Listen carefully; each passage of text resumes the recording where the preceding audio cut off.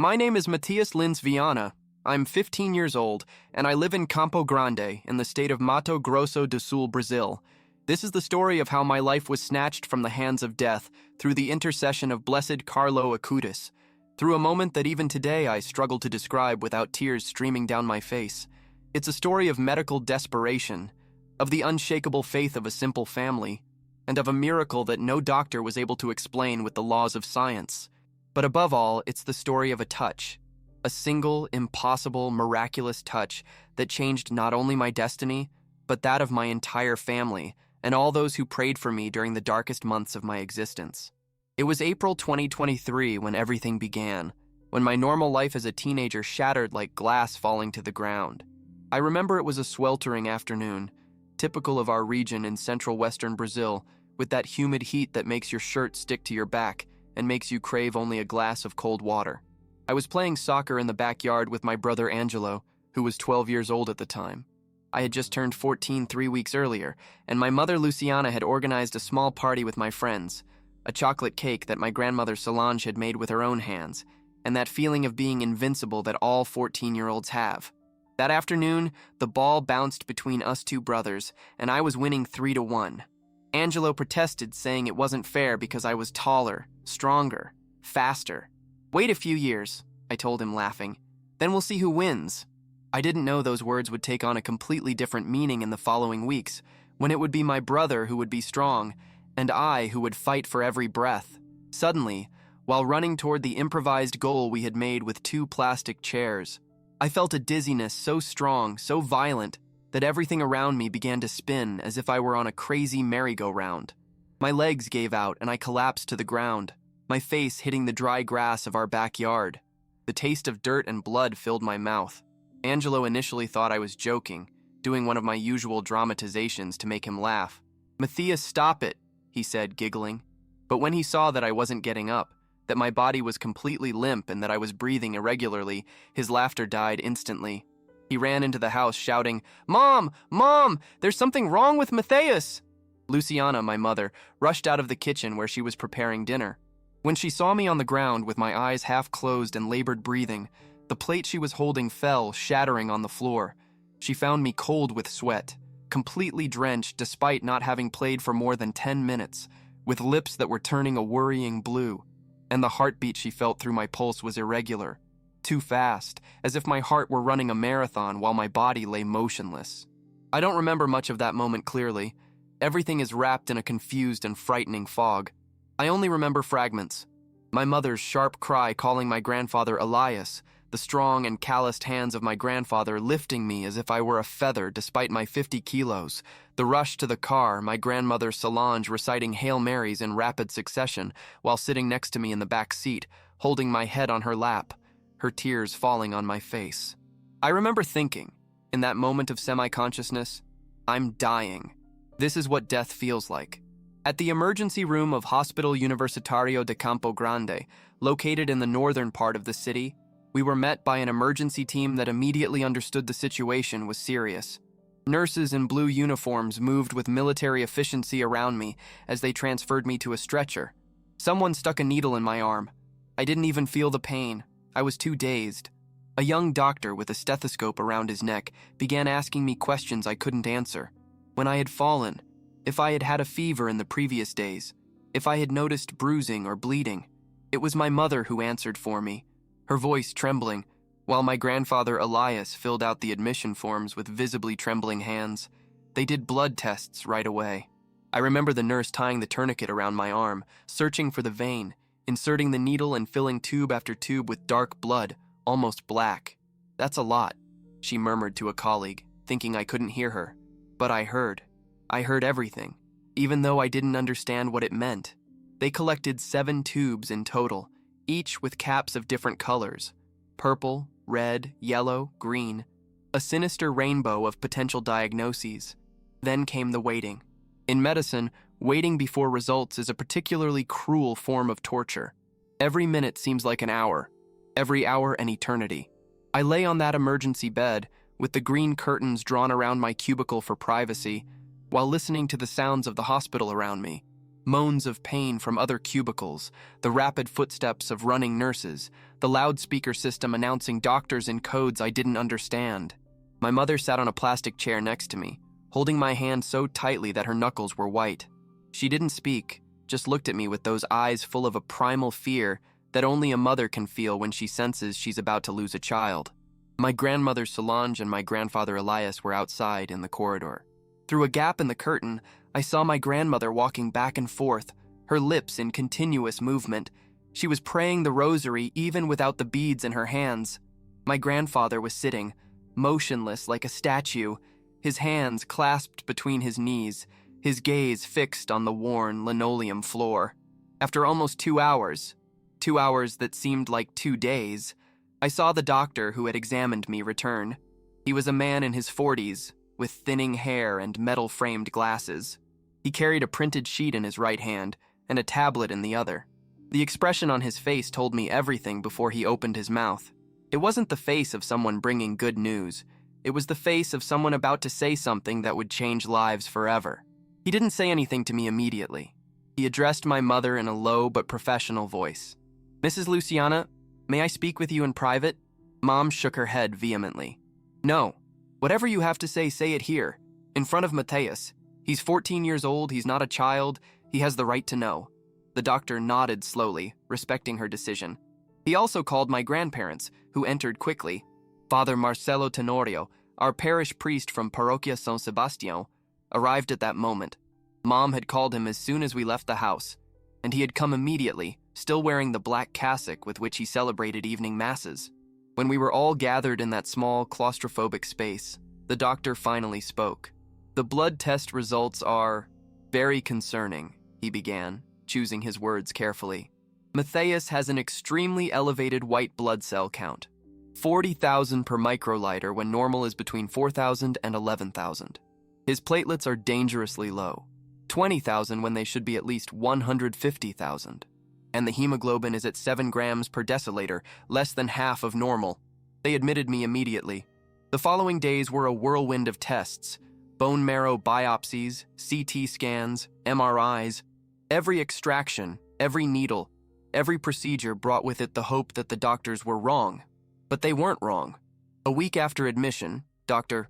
Henrique Santos, hematological oncologist, entered my room along with my mother, my grandparents, and Father Marcelo Tenorio, the parish priest of our Parroquia San Sebastião, whom Mom had called. "Matheus," said the doctor, sitting on the edge of the bed, and from the way he pronounced my name, I knew it wasn't good news. "You have acute lymphoblastic leukemia, type M3. It's an aggressive form of blood cancer." The word cancer seemed to suck all the oxygen out of the room. I looked at my mother. She was petrified, her eyes fixed on the doctor but completely empty. My grandmother Solange began reciting a Hail Mary under her breath. Dr. Santos continued, explaining that they would immediately start chemotherapy, that there were protocols, survival percentages, that I was young and strong. But I only heard a buzzing in my ears as if I were underwater. That night, when everyone had left except my grandmother, who had refused to leave me alone, I asked her, "Grandma, am I going to die?" Solange, this strong woman who had raised 7 children in the poverty of central western Brazil, looked at me with those dark eyes and said in a firm voice, "No, my treasure. God didn't bring you this far to take you away now. I feel it here." She touched her chest. "I feel it in my bones. You will live." I don't know if I believed it, but I clung to those words like a castaway to wreckage. Thus began my ordeal. The first cycle of chemotherapy was devastating. They had explained the side effects to me: nausea, hair loss, fatigue, but no explanation really prepares you for how the poison they inject into your veins to kill the sick cells makes you feel. After each session, I spent entire days vomiting, unable to keep down even a sip of water. My mother slept in a chair next to my bed, waking up at my every movement. My hair began to fall out in clumps. I remember the morning I woke up and found the pillow covered with brown hair. Angelo, who was 12, cried when he came to visit me and saw me completely bald. But my family didn't give up. My grandfather Elias, a taciturn man who had worked all his life as a mechanic, sold his beloved vintage truck to pay for some medications that the public health system didn't cover. My grandmother Solange organized a prayer chain that involved the entire parish. Every evening at 7 o'clock sharp, I knew that hundreds of people I had never met were praying for me at Capella Nossa Senhora Aparecida. Father Marcelo Tenorio came to visit me 3 times a week, bringing me communion and telling me stories of saints who had suffered and been healed. After 3 months of chemotherapy, the time came for the first evaluation. I remember my mother was so nervous she couldn't sit still. We entered Dr. Santos's office with our hearts beating wildly. He looked at the test results, and for the first time since we had known each other, he smiled.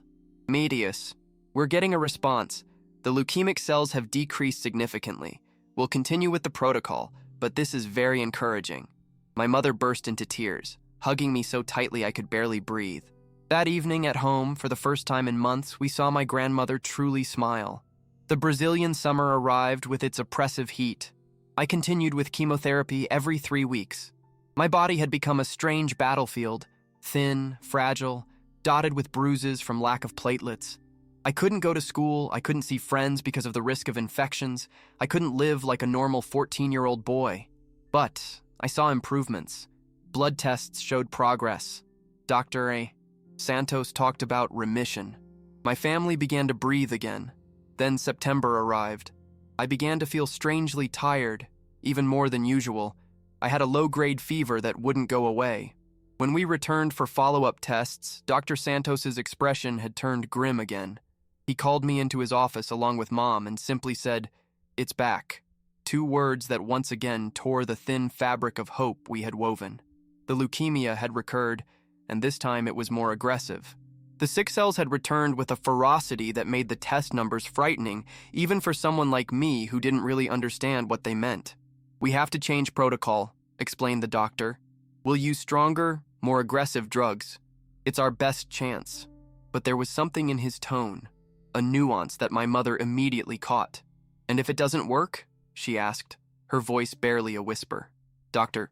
Santos hesitated, then said honestly, "Then we'll have to consider experimental options or prepare for the worst." The new cycle of chemotherapy was hellish. If the first had been difficult, this was unbearable. The drugs were so toxic that after each infusion, I spent days in a semi-conscious state, between feverish hallucinations and pains that no painkiller seemed to ease. I lost even more weight, becoming little more than bones covered with skin. My veins were so damaged from needles that they had to install a central catheter. Every morning I woke up wondering if that would be the day my body would simply stop fighting. My grandmother Solange never left me alone at night. She slept in that uncomfortable chair, and every time I opened my eyes, at 2 in the morning, at 4, at dawn, I saw her there, with the rosary in her fingers, her lips moving in silent prayers. Sometimes she whispered names of saints I didn't know, making promises I didn't understand. Saint Rita of Impossible Causes, intercede for my grandson. Saint Peregrine, patron of cancer patients, hear us. Blessed Albertina, who healed children, look upon Matheus. It was a constant litany, an unbroken thread of faith that she held taut between me and heaven. October arrived, and with it also came the truth we had all tried to avoid. The new protocol wasn't working. My condition worsened day by day. Dr. Santos called a family meeting. Mom, grandparents, and for some reason also Father Marcelo. He looked at each of them before speaking. "I've consulted colleagues throughout Brazil and even abroad. I've explored every available option. But I must be honest with you. Medically, there's nothing more we can do. Matheus's body is not responding to any treatment. The leukemic cells are multiplying faster than we can control them. We can continue with palliative care to manage the pain, but..." He didn't finish the sentence. He didn't need to. The silence that followed was deafening. Then my mother emitted a sound I've never forgotten. An animal moan, primitive. The sound of a heart physically breaking. My grandfather Elias, this man I had never seen cry even at his son's funeral, had tears silently streaming down his face. Only my grandmother Solange remained motionless, eyes closed, lips moving in that incessant prayer. "How long?" my mother finally asked, her voice broken. Dr. Santos lowered his gaze. "It's difficult to say precisely. Maybe 2 weeks, maybe a month. I'm sorry. I'm truly sorry." That night, in my hospital bed, with my body devastated by the disease and treatments, I looked at the ceiling and did something I hadn't done in months. I prayed directly to God, not with the prayers they had taught me, but with my own words, raw and desperate. "God, I know I may not have the right to ask you for anything. I haven't always been good. I've done wrong things, but please, I don't want to die. I'm only 14 years old. I haven't lived yet. I haven't kissed a girl yet. I haven't gotten my driver's license. I haven't seen my brother Angelo grow up. Please, if you really exist, if you really listen, give me a sign. Give me something to hold on to. I received no answer that night, only the monotonous beep of the machines and the soft breathing of my grandmother sleeping in the chair. But an answer was coming, although I didn't know it yet. It was coming in the form of an announcement that would be made the following day, of a relic that was traveling through Brazil, of a young blessed who had lived only 15 years, but whose intercession was changing lives around the world. It was October 3rd when my grandmother Solange arrived at the hospital with an expression I hadn't seen in months: hope.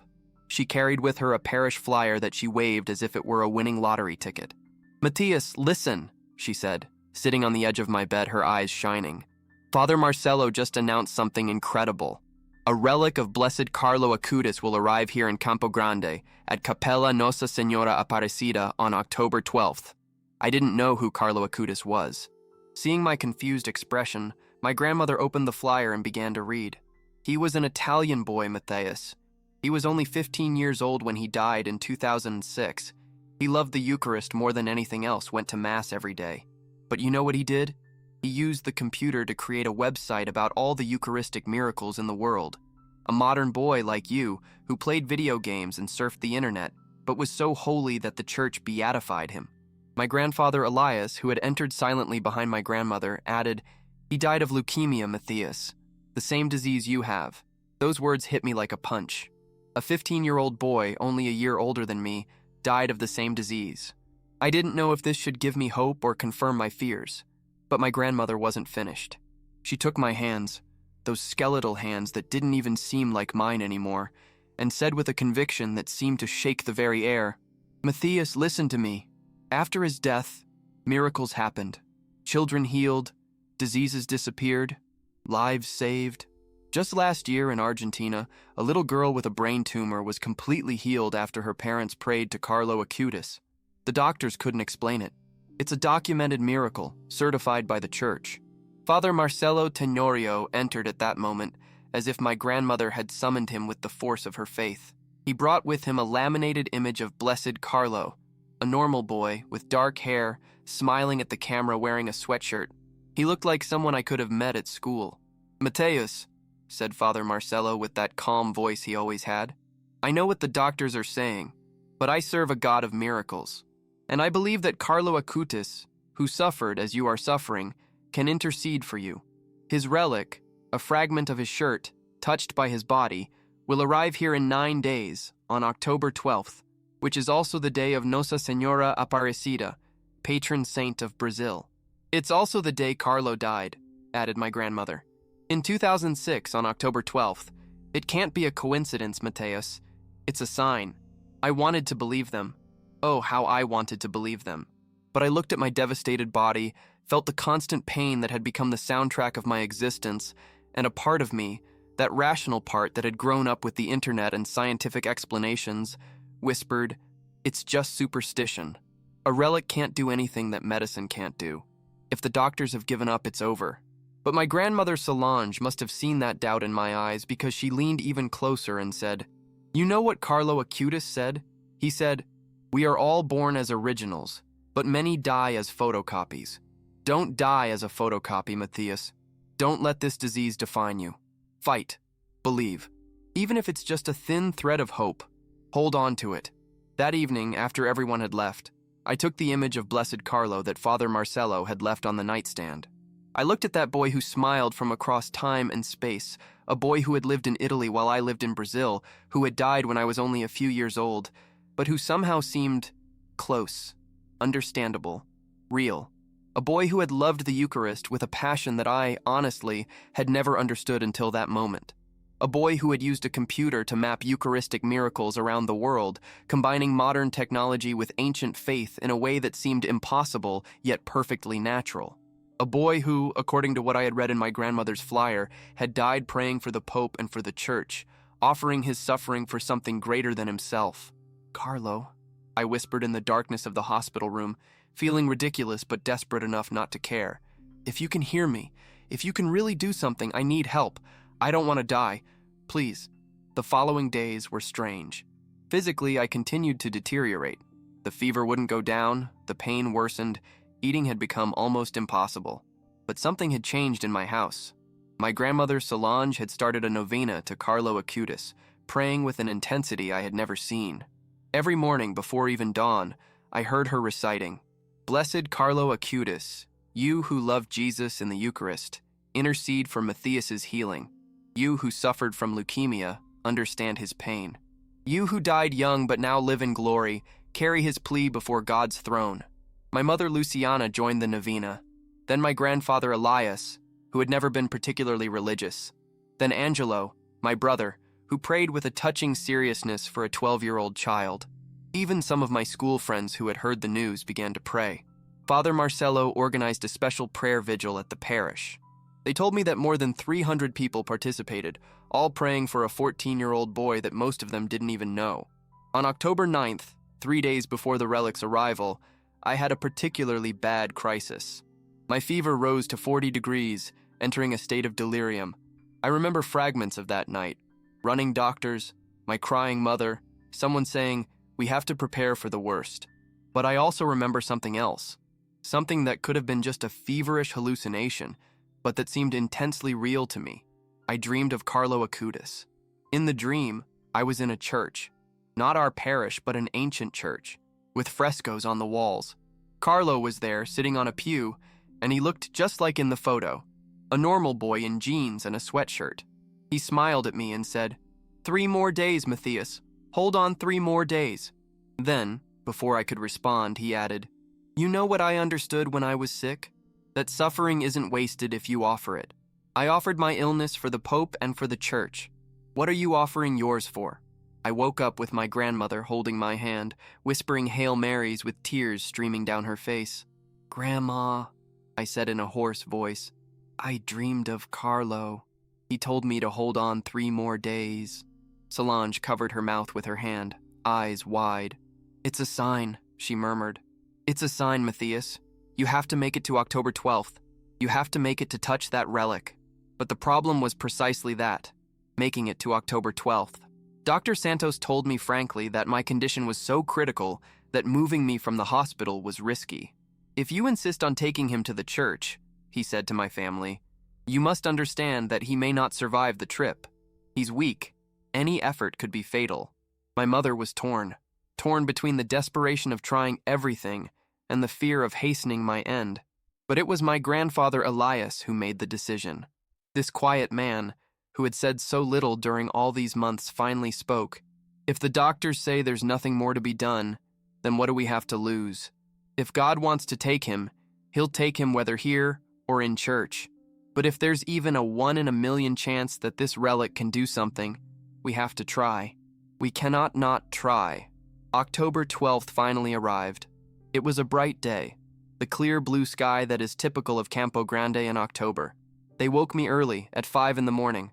Nurses and doctors prepared me for transport, a complicated process given all the machines I was connected to. They had to give me extra painkillers, because even the slightest movement was agony. My grandmother Solange had brought me clean clothes, a white shirt and comfortable pants. As she helped me dress, I noticed that she too was wearing her best outfit, the one she only wore for special occasions. "Today we meet a saint," she said simply. She had also brought the image of Carlo Acutis, which she pinned to my shirt like a medal. The trip from Hospital Universitario to Capella Nossa Senhora Aparecida would normally have taken 15 minutes. That day it seemed to last hours. I was lying on the back seat of my grandfather's car, my head on my grandmother's lap, every pothole in the road an explosion of pain. Mom sat in front, rigid as a statue, her fingers tight around the rosary. Angelo, my brother, was next to me, holding my hand with a grip so tight that I probably would have told him to loosen it if I had had the strength to speak. When we arrived at the chapel, I saw there was already a crowd.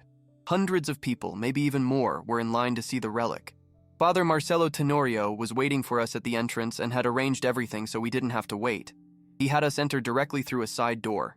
Some in the line protested, but when they saw my grandfather Elias practically carrying me in his arms, they understood and fell silent. The interior of the chapel was cool and quiet, a blessed contrast after the oppressive heat and noise of the crowd outside. The walls were painted a cream white, with simple but beautiful frescoes of the life of Nossa Senhora Aparecida. The smell, oh, the smell, was a combination of sweet incense, freshly extinguished candle wax, and that indefinable scent of antiquity and accumulated prayers that all sacred places have. I breathed deeply, and it was as if that very air had healing properties, as if every molecule were impregnated with something sacred. The chapel wasn't large. Perhaps it could hold 200 people at most. But at that moment it seemed as immense to me as a cathedral. The rows of polished wooden pews stretched before us, and at the back, on the main altar covered with a white tablecloth embroidered with gold thread, there it was, the relic. It was displayed in a glass case with an elaborately decorated golden frame with cherubs and Eucharistic symbols. The light from the votive candles positioned all around created an almost hypnotic effect, making the gold shine and casting dancing shadows on the walls.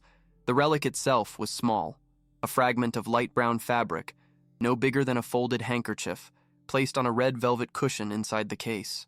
Next to the case, on a dark wood lectern, there was a large framed photograph of Blessed Carlo Acutis. It wasn't the usual formal image of a saint, but a candid photo. Carlo smiled directly at the camera, his dark eyes bright with life and joy, wearing what appeared to be a casual sweatshirt. He looked like any boy, someone you could have met on the street, at the mall, at school. Yet there was something in his eyes, a depth, an intensity, that told you this wasn't just any boy. This was someone who had seen beyond the veil, someone who had touched eternity while still walking the earth. My grandmother Solange supported me from the left side, her arm around my waist, practically holding me up. I could feel her body trembling. I don't know if from the effort of supporting me or from the emotion of the moment. My grandfather Elias was on the other side, his large, rough hand under my elbow. Mom and Angelo walked immediately behind us. I heard my mother's irregular breathing, that interrupted breathing you do when you're trying not to cry. Father Marcelo Tenorio guided us, walking slowly to adapt to my limping pace. He recited prayers in a low voice, a continuous murmur of litanies and invocations. Holy Mary, Mother of God, pray for us sinners. Blessed Carlo Acutis, young witness of the Eucharist, intercede for us. Jesus Christ, physician of souls and bodies, heal this your servant. Every step toward that altar was a monumental feat. My legs trembled violently, the atrophied muscles after months in a hospital bed protesting against the effort. The pain, that constant pain that had become so familiar as to be almost part of my identity, pulsed through every bone, every joint. The fever made everything seem blurry around the edges, as if I were looking at the world through a fogged window. Sweat ran down my back, soaking the white shirt my grandmother had chosen so carefully. But I kept moving forward. One step, then another, then another. I counted the steps in my mind, a numerical mantra that kept me focused. 1, 2, 3, 4. When I reached 20, I was only halfway down the nave. When I reached 40, I saw the details of the altar more clearly. At 50 steps, 50 painful, exhausting, impossible steps, I was almost there.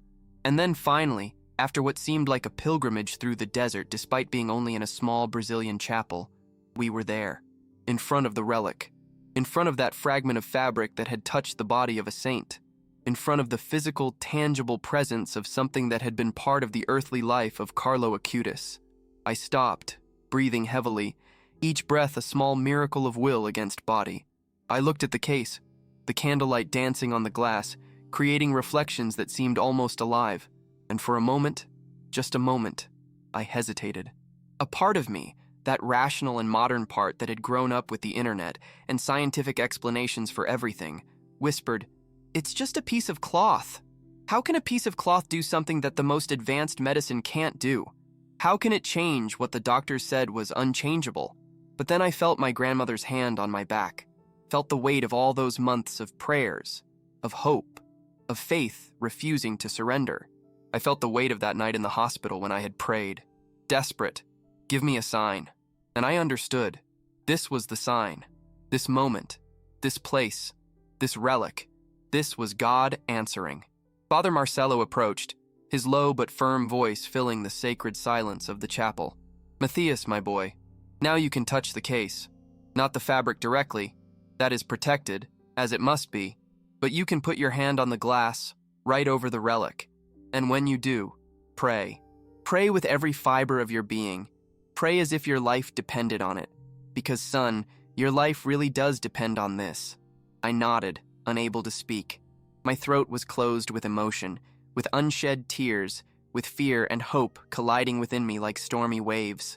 I raised my right hand, that hand that looked more like a skeleton covered with skin than a real hand, with dark blue veins visible under the almost transparent skin, with yellow and green bruises from infinite needle pricks, with the catheter protruding from the back held in place by transparent bandages, and extended it toward the case.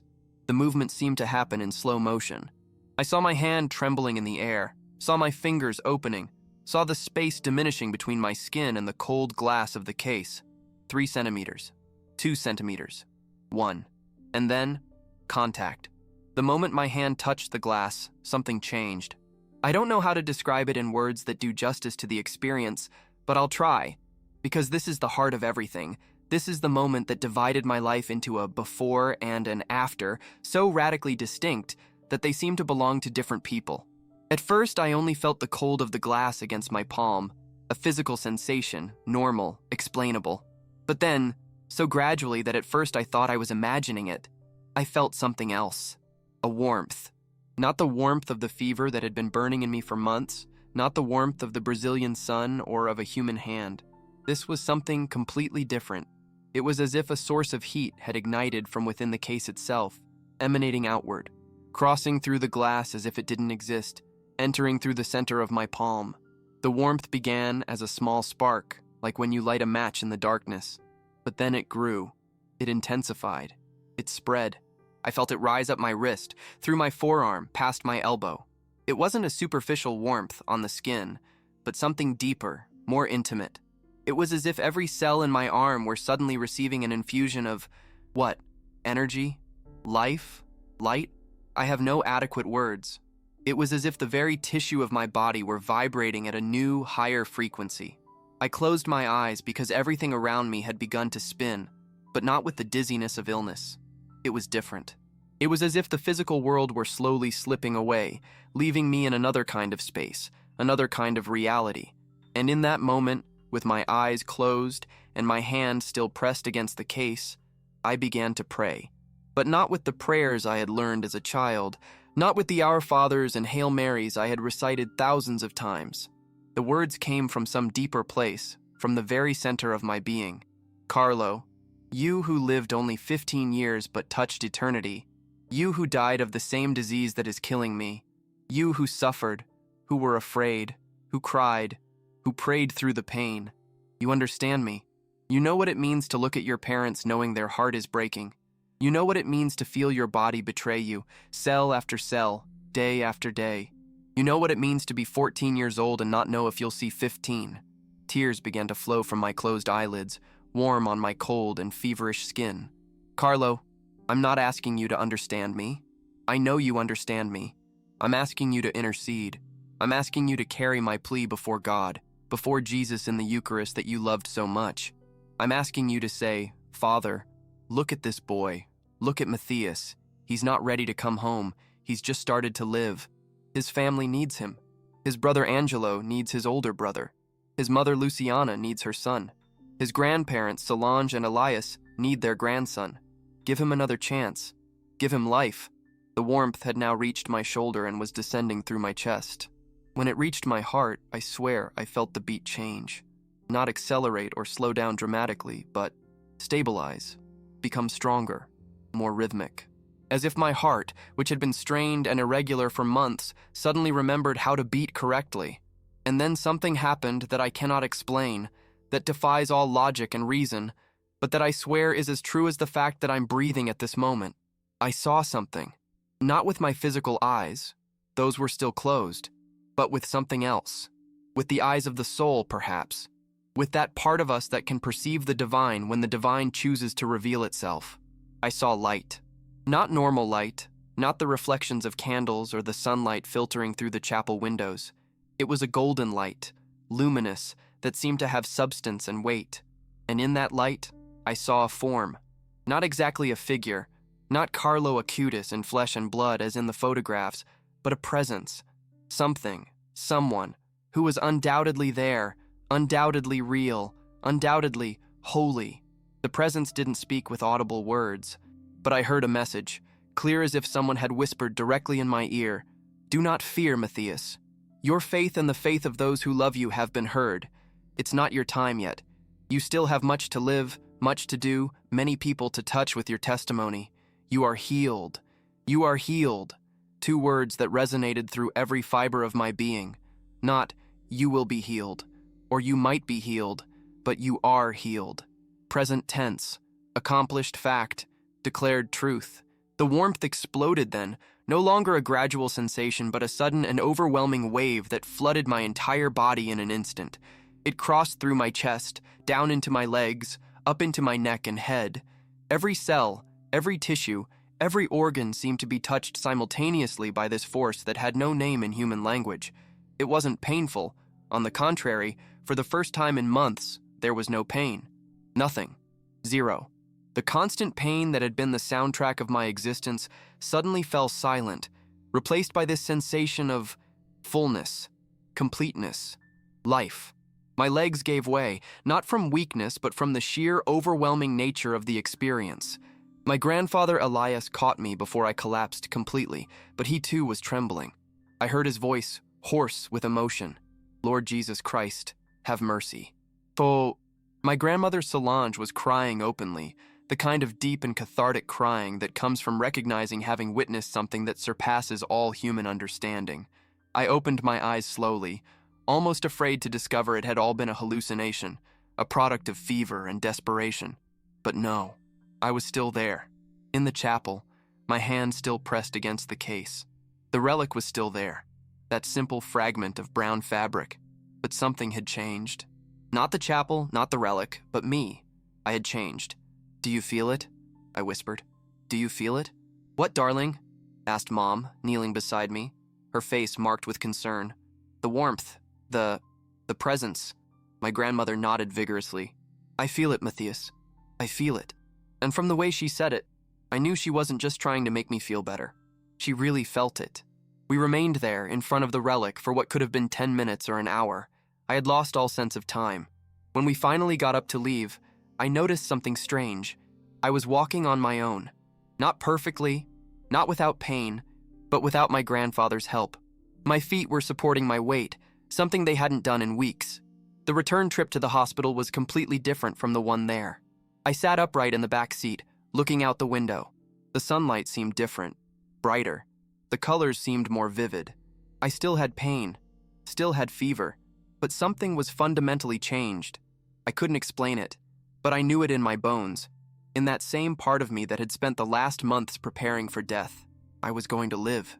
When we arrived at the hospital, Dr. Santos was there waiting for us. He must have received a call from someone. How do you feel? He asked, helping me out of the car with a professional but also concerned look. Different, I said.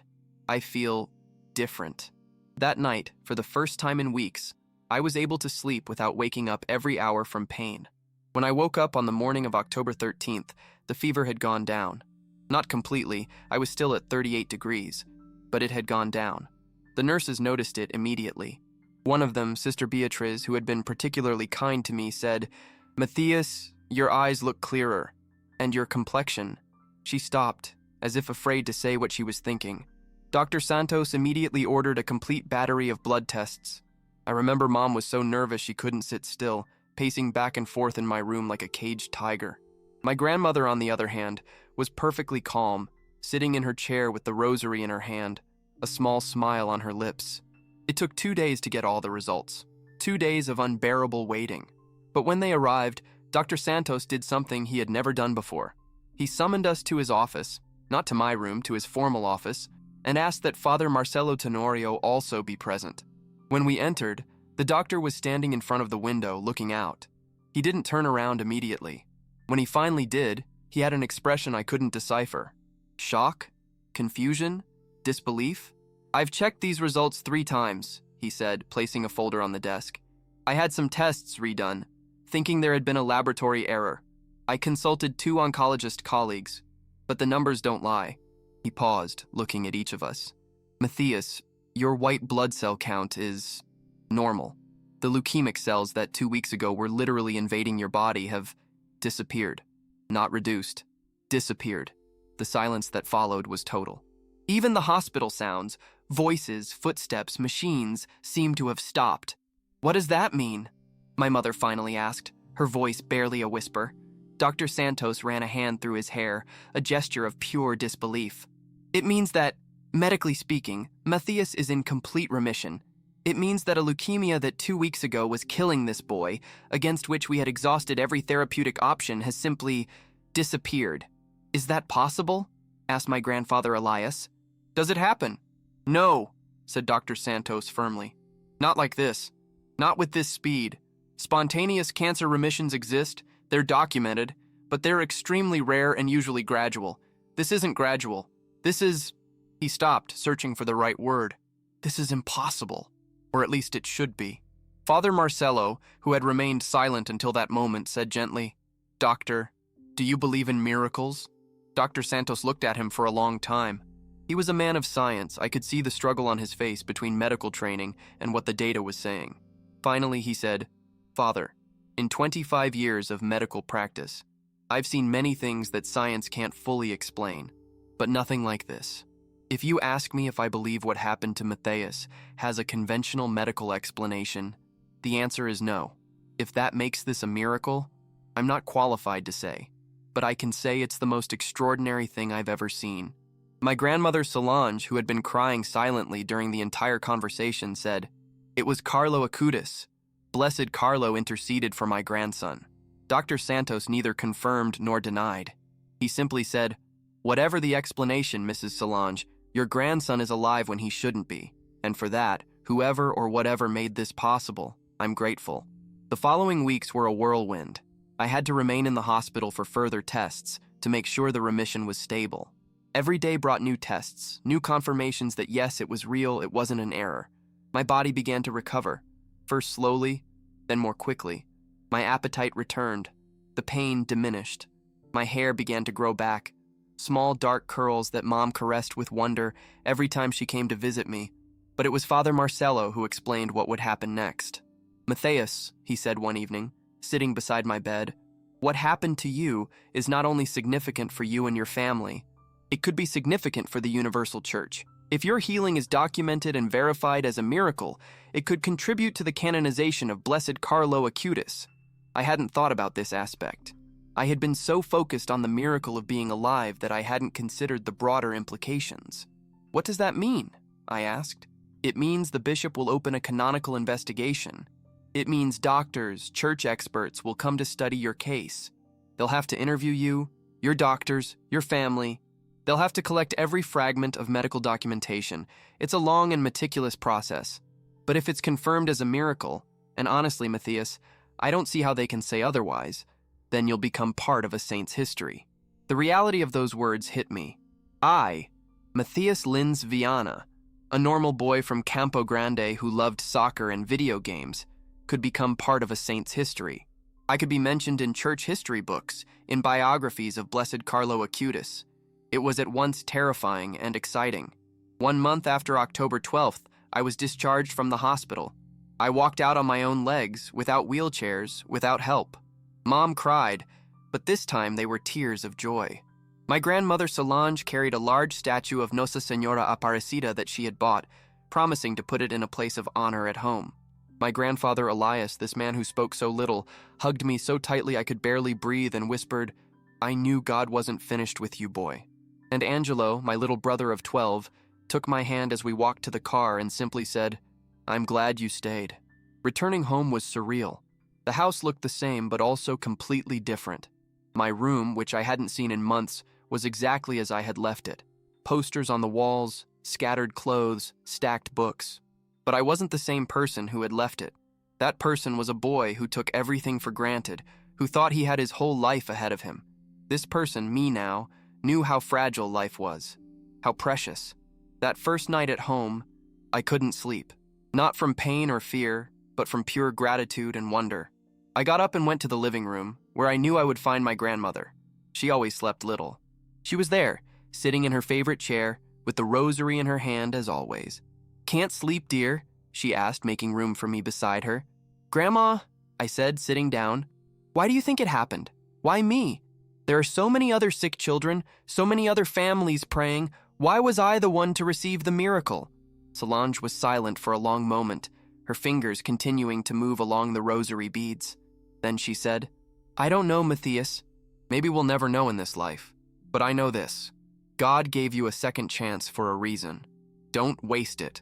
Carlo Acutis lived only 15 years, but in those 15 years he touched thousands of lives. You've had your life returned to you. What will you do with it?" It was a question I would continue to ask myself in the months and years that followed. The canonical investigation formally began in December. Doctors came from all over Brazil and even from the Vatican to examine my case. I had to tell the story countless times, undergo more tests, provide every medical document. It was a long and exhausting process, but necessary. Dr. Santos, in his official testimony, said, "In my entire career, I have never seen such a rapid and complete remission of such an aggressive leukemia. Medically, I have no explanation.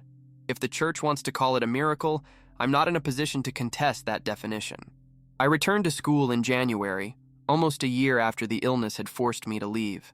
It was strange to be among my peers again, these kids who worried about homework and dates, while I had looked death in the face. But it was also good, incredibly good, to do normal things, sit in class, joke with friends, play soccer during recess. Angelo followed me everywhere like a protective shadow, as if he were afraid that if he lost sight of me even for a moment, everything would disappear like a dream. "Don't worry," I told him once, ruffling his hair. "I'm not going anywhere. Not yet. God and Carlo Acutis didn't keep me here just to disappear again." In June 2024, the news I had been waiting for arrived. The church had officially recognized my healing as a miracle attributable to the intercession of Blessed Carlo Acutis. It was the second recognized miracle, the one necessary for his canonization. Father Marcelo called us to give us the news, and my grandmother Solange burst into tears of joy so intense that we had to call a neighbor to make sure she was okay. "It means," explained Father Marcelo, "that Carlo Acutis will be declared a saint, and you, Matheus, are part of this. Your story will be told every time people talk about St. Carlo Acutis. Every time someone reads about his life, they'll also read about your healing." In September 2025, the date of canonization was announced, September 7th, in St. Peter's Basilica in Rome, and we, I, Mom, grandparents, Angelo, and Father Marcelo, were invited to participate. We would be present when Blessed Carlo Acutis officially became St. Carlo Acutis. I still can't believe we're going to Rome. I, a boy from Campo Grande who a year and a half ago was on his deathbed, will fly to Italy to see the canonization of the saint who saved my life.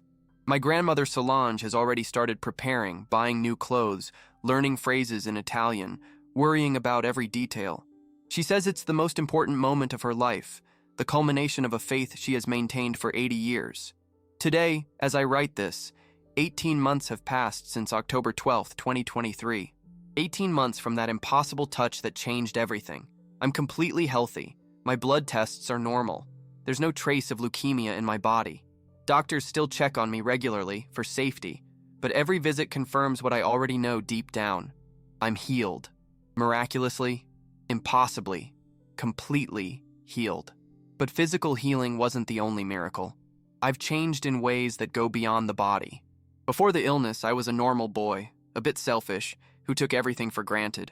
Now, every morning when I wake up, the first thing I do is give thanks. I thank God for another day. I thank Carlo Acutis for his intercession. I thank my family for never stopping believing. I've started serving as an altar boy at our parish, something I had never considered before. I go to Mass every Sunday, and often during the week too. I have an image of Blessed Carlo, soon Saint Carlo, next to my bed, and every evening before sleeping I pray for all the sick children in the world, asking that they too may receive the healing I received. Angelo says I've become too serious, that I should go back to being the older brother he knew. But I think that person, the Matthias from before, died somehow in that hospital. And the one who emerged, who was literally resurrected through that touch on October 12th, is a different version. Not necessarily better, but certainly more aware, more grateful, more alive. My grandmother says I have a purpose now, that God has plans for me. I don't know what those plans are. Maybe I'm destined to do something great, or maybe my purpose is simply to live, to witness, to tell this story to anyone who wants to listen. Maybe the miracle wasn't just that I was saved, but that through my salvation, other people can find hope. Because this is what I learned. Miracles are real. They're not fairy tales or superstitions or self-delusions. They're real, tangible, documentable. They're direct interventions of the divine in our everyday reality. And they happen not because we deserve them, not because we're particularly holy or good, but because God, in His infinite mercy, sometimes chooses to tear the veil between the natural and the supernatural, between the possible and the impossible. On October 12, 2023, in a small chapel in Campo Grande, Mato Grosso do Sul, Brazil, I touched a relic. A fragment of fabric that had touched the body of a boy who died 17 years earlier, thousands of miles away. And that touch, that single moment of physical contact with something that had belonged to a saint, changed everything. It stopped a disease that medicine had declared unstoppable.